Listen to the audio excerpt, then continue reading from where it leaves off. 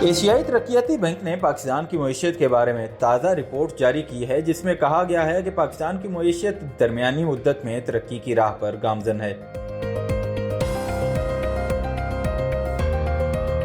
माली साल 2026 में GDP growth 3% रहने का इम्कान जाहिर किया गया है। रिपोर्ट के मुताबिक महंगाई की शरह 6% तक पहुंच सकती है, जिसकी एक बड़ी वजह गैस टैरिफ में इजाफा है। स्टेट बैंक महंगाई पर काबू पाने के लिए मोहतात मॉनेटरी पॉलिसी अपनाने का इंदिया दे चुका है। एडीपी ने यह भी बताया कि पाकिस्तान ने IMF प्रोग्राम के तहत मुआशी इस्लाहात में पेशरफ्त की है, लेकिन ढांचा जाती मसाइल व दस्तूर बरकरार हैं। कुदरती आफात को पाकिस्तान की तरक्की के लिए सबसे बड़ा चैलेंज करार दिया गया है। बार बार आने वाले सैलाब इंफ्रास्ट्रक्चर और ज़राई ज़मीन को नुकसान पहुंचाते हैं, जिससे खुराक की कीमतों में इजाफा और मुआशी दबाव बढ़ सकता है।